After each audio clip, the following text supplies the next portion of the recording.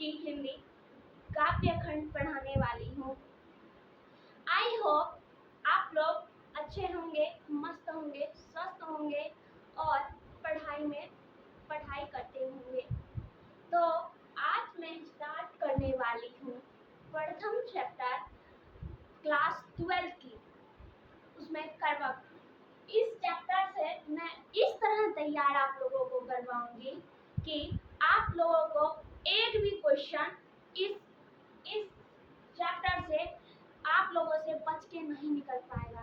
तो कैसे हम पढ़ाएंगे, आप लोगों को ऐसे पढ़ाएंगे, ऐसे बताएंगे कि कोई भी प्रश्न रहे इस चैप्टर से आप लोगों को नहीं छूटने देंगे।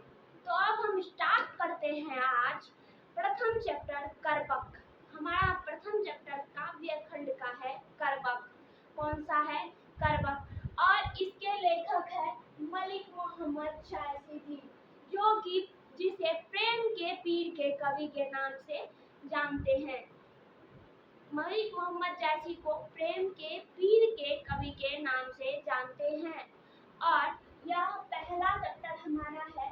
पहले हम इस चैप्टर का परिचय करवाएंगे, फिर इसका कर्वक है तो इसमें दो कर्वक लिया गया है, जो कि पद्मावत से लिया गया है, प्रथम और द्वितीय। तो परिचय के बाद हम आप लोगों को प्रथम कर्वक कराएंगे, फिर लास्ट वाला करवाएंगे। तो अब हम लेखक का परिचय का आप लोगों के सामने स्टार्ट करते हैं कि क्या है। तो पहला चैप्टर हमारा है क्या? कर्वक। क्या है? कर्वक है। और कर्वक के लेखक कौन है?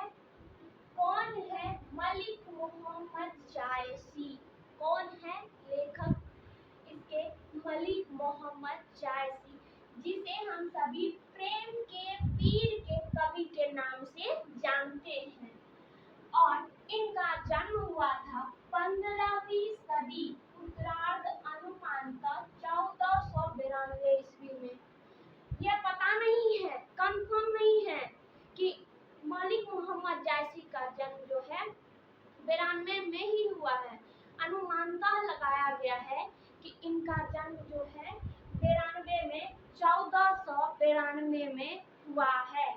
तो इनकी मृत्यु जो है, इनका निधन जो है अनुमानतः, ये भी इसका निधन, इसका जन्म भी नहीं पता है कि कंफर्म कि इसका जन्म कब हुआ, और इनकी मृत्यु भी जो हुई है ये भी नहीं पता है कि कब हुई है।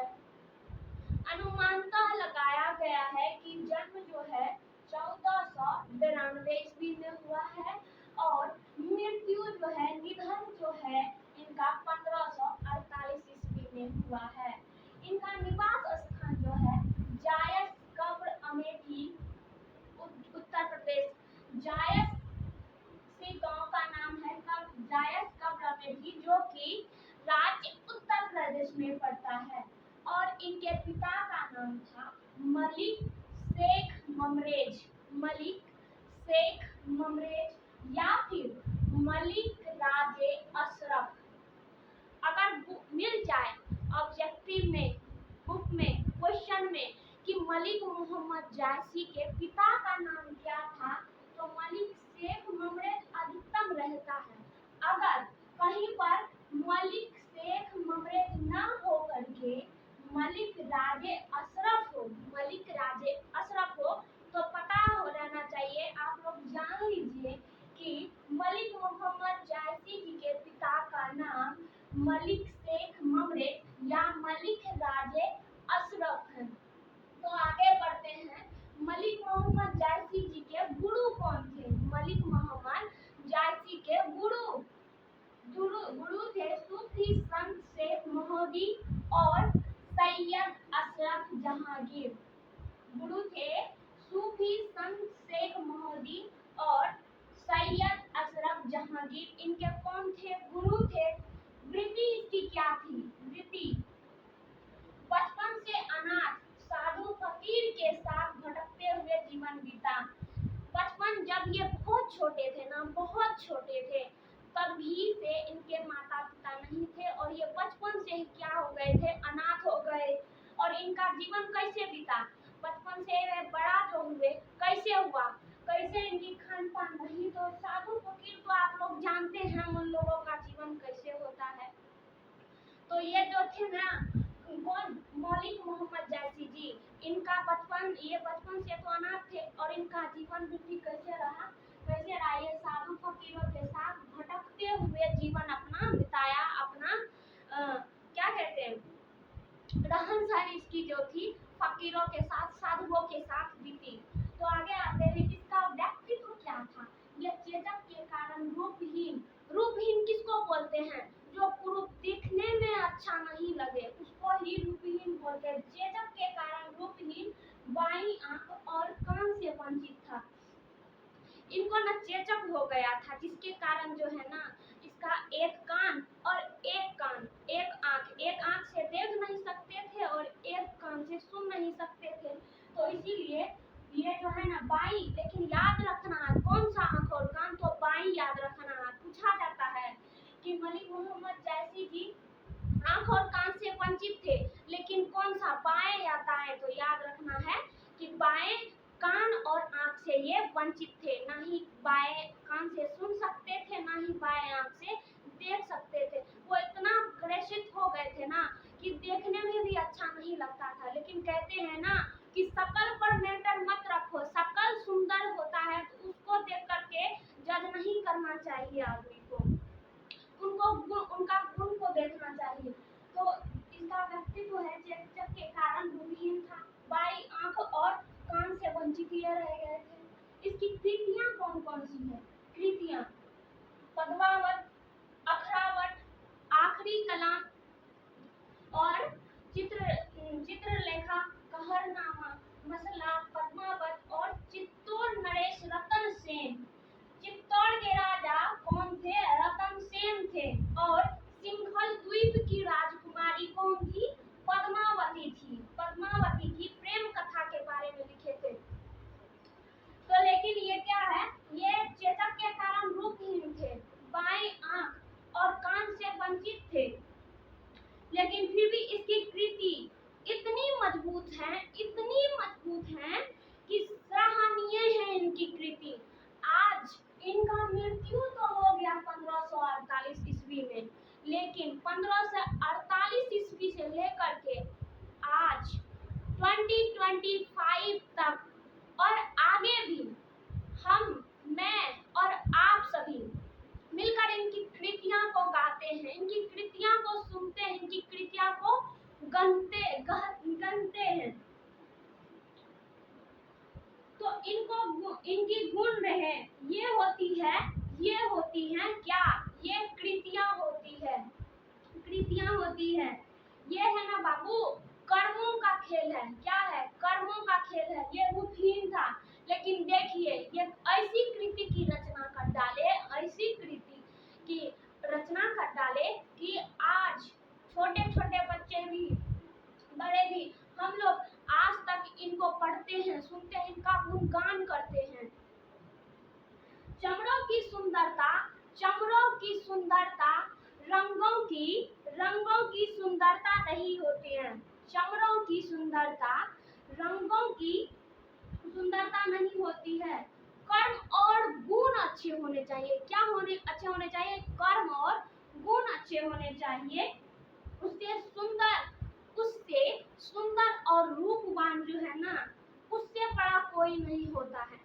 तो इसलिए व्यक्ति के विचार, हृदय, कर्म तीनों सुंदर हो जाते हैं। व्यक्ति का व्यक्तित्व चरम हो जाता है। क्या हो जाता है, चरम हो जाता है, ऊंचा हो जाता है। तो इसकी कृतियां क्या थी, पद्मावत, अखरावत, आखिरी कलाम, चित्रलेखा, कहरनामा, मसला। इसमें सबसे ज्यादा इम्पोर्टेंट कौन सा है पता है आप लोगों को, सबसे ज्यादा इम्पोर्टेंट है पद्मावत, उसके बाद अखरावत, उसके बाद आखिरी कलाम और ये चित्रलेखा। सबसे ज्यादा पूछेंगे इससे प्रश्न तो पद्मावत, अखरावत और टॉपिक के रूप में पूछा जाता है इस चैप्टर से। और ये पूछेंगे कि ये जो कृतियां हैं इनकी, ये पद्मावत जो कृतियां हैं, जो हमारे दो गद कृतियां हैं, ये पद्मावत से ही लिया गया है। किससे लिया गया है? पद्मावत, जिसको हम अगले वीडियो के माध्यम से आप लोगों को बताएंगे। तो ये है पद्मावत में जो है, पद्मावत में चित्तौड़ नरेश के रतन सेन जो थे ना, वो चित्तौड़ के राजा थे। और ये पद्मावती कौन थी पता है आप लोगों को? श्रृंगल द्वीप की राजकुमारी थी। इन्हीं के प्रेम के कथा के बारे में इन्होंने लिखा है। और इसमें जो है दिल्ली के सुल्तान अलाउद्दीन से कहानी जुड़ी हुई है। सुल्तान राजा अलाउद्दीन के बारे में पता है ना आप लोगों को? आप लोग पद्मावत मूवी देखे होंगे, नहीं देखे होंगे तो देखिएगा। उसमें जो है ये इसका भी किरदार होता है, सुल्तान का भी। तो मलिक मोहम्मद जायसी जो है इसी के प्रेम कथा पर लिखे हुए हैं। अलाउद्दीन, इसमें यह होता है कि इसके ही मंत्री था ना रतन सेन का, यही जाकर के अलाउद्दीन को बता देते हैं कि सबसे सुंदर राजकुमारी यहाँ है। कहाँ पर? चित्तौड़ में। और इसी के कारण बोलते हैं कि विवाद हो गया, पर ऐसा नहीं है। आगे आते हैं।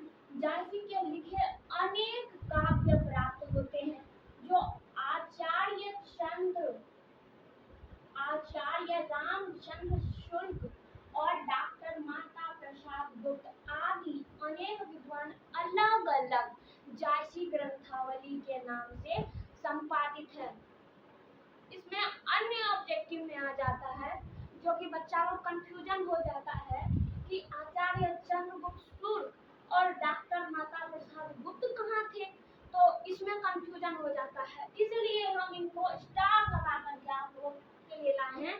हम बोले ना कि आप लोगों को ऐसे हम पढ़ा देंगे कि इससे आप लोग इस चैप्टर से एक भी क्वेश्चन आप लोगों से बच के नहीं जा सकता है। जैसे देखेंगे ना ऐसे आप लोग टिक लगा कर निकलेंगे, समझे ना? तो हम जो है ऐसे ही अच्छे चैप्टर आप लोग बस सपोर्ट कीजिए, हमको सपोर्ट कीजिए। आप लोग जब तक प्यार नहीं देंगे तो आप लोगों के लिए हम और बेहतर से बेहतर कैसे करेंगे? हमको कैसे पता चलेगा कि आप लोगों के लिए और बेहतर करें? तो इसलिए आप हमारे चैनल मैथमेटिक्स 787 को सब्सक्राइब कीजिए, शेयर कीजिए, जितना से जितना हो सके शेयर कीजिए, लाइक कीजिए।